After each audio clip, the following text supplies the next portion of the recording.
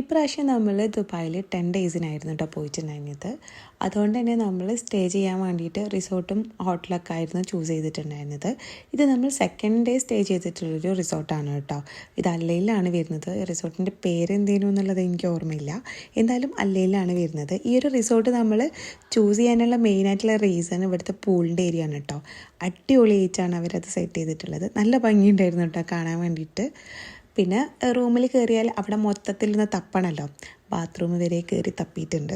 അത് കഴിഞ്ഞ് കുറച്ച് ടൈം നമ്മൾ റൂമിൽ റെസ്റ്റ് ചെയ്തതിൻ്റെ ശേഷമാണ് കേട്ടോ നമ്മൾ പൂളിലേക്ക് ഇറങ്ങിയിട്ടുണ്ടായിരുന്നത്. റിസോർട്ടിൽ കയറിയത് മുതലേ ചെയ്യാനും പൂളിൽ ഇറങ്ങാൻ വേണ്ടിയിട്ട് കച്ചറിയുന്നു. പൂളിൻ്റെ ഏരിയയിൽ നമ്മൾ കുറേ ടൈം സ്പെൻഡ് ചെയ്തിട്ടുണ്ട്. പിന്നെ അതിൻ്റെ അടുത്തായിട്ട് തന്നെ പാർക്കുണ്ട്, അവിടെയും കളിച്ചിട്ടുണ്ടായിരുന്നു കേട്ടോ കുട്ടികൾ.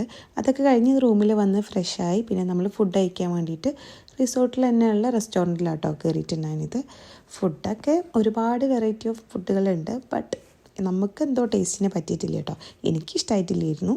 പിന്നെ അത് കഴിഞ്ഞതിന് ശേഷം റൂമിൽ വന്ന് കുറച്ച് ടൈം ടി വി ഒക്കെ കണ്ട് കിടന്നുറങ്ങിയത് രാവിലെ ഷൂട്ട് ചെയ്തിട്ടുള്ള ക്ലിപ്പാണ് കേട്ടോ.